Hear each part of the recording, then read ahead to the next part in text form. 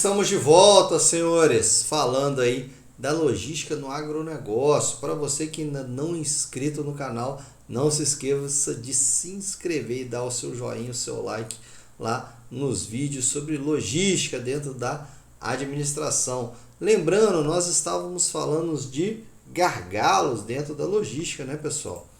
E aí nós falamos dos gargalos que compõem a logística, ou seja, onde você deve olhar que trava a sua produção, a sua entrega do seu produto. E agora, dentro de planejamento logístico também, nós vamos ver como um produtor, né, um pequeno produtor rural, um fabricante, o que ele deve se preocupar na hora de tomar uma decisão. Primeiro aqui, ó, a quantidade, né, o tamanho do lote. Tamanho por o quê? Tamanho pelo volume, tamanho pela unidade, quanto você vai entregar, né? E aí todo aquele planejamento de custos que nós já falamos, quantos lotes vão ser transportados, distância percorrida, aí, prazos de entrega. Aqui nós vamos falar um pouco mais para frente sobre o modal utilizado, depende, né? Qual que é o prazo que você tem com a entrega. Se o cliente, pessoal, e aí é aquela velha máxima, né? Prazo geralmente está ligado à qualidade quando a gente fala de logística, tá? Não é que prazo é igual qualidade, mas quando falamos de logística, o prazo está associado à qualidade na entrega.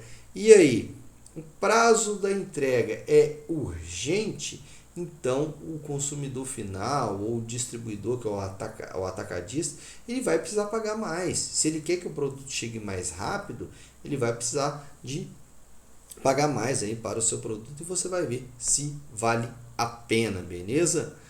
Algumas características: valor, perecibilidade e periculosidade, né? O quão perigoso ou perecível é essa entrega desse produto.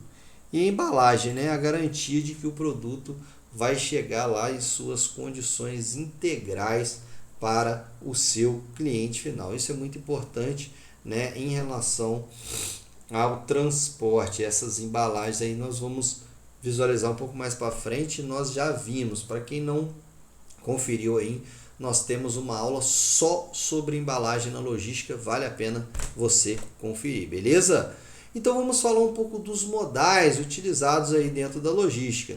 O primeiro é o modal aéreo, transporte aéreo, indicado para produtos perecíveis como frutos e pescados. Aqui, logicamente, frutos, verduras, hortaliças, você vai precisar de fazer uma entrega diferenciada, porque não é todo hortaliça, fruta que vai conseguir pagar os seus custos e garantir um pouco de lucro. Agora, lógico, o pescados, geralmente, pessoal, produtos que você tem aí da chamada cozinha, né, marítima, ou seja, aí, produtos do mar, peixe, lula, polvo, crustáceo, eles são consumidos em grandes quantidades, né, são vendidos em grandes quantidades, mas são consumidos por vários, né, você tem vários restaurantes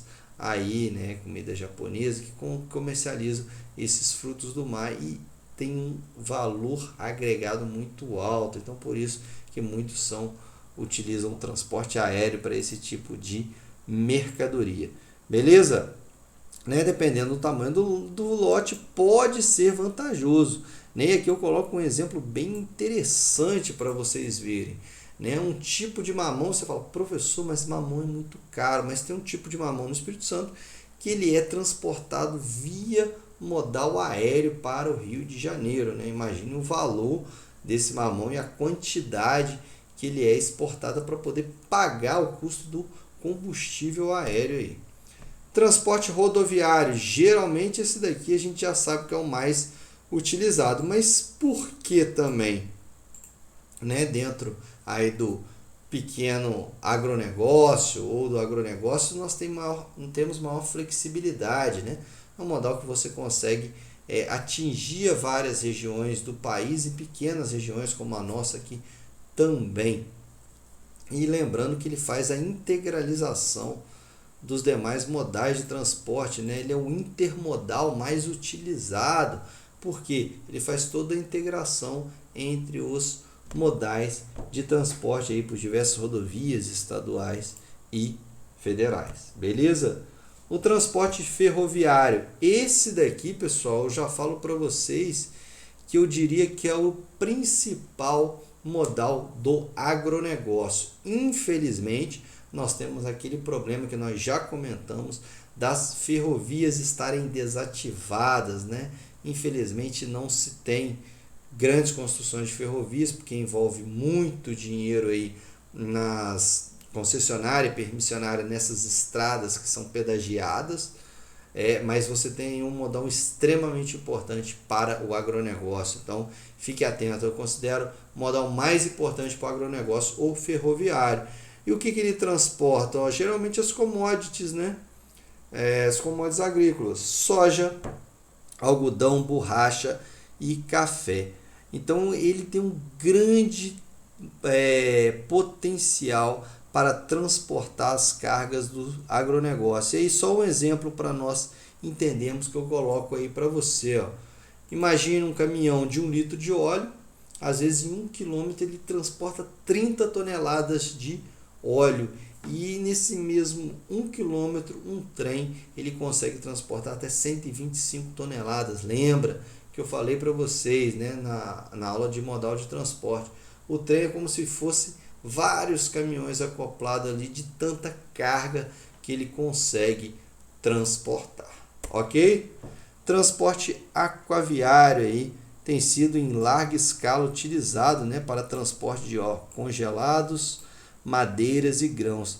Lembrando aqui, né, é só um adendo, as carnes congeladas, elas são, nós temos, o Brasil tem a China como um dos principais parceiros comerciais para esse transporte de carnes aí.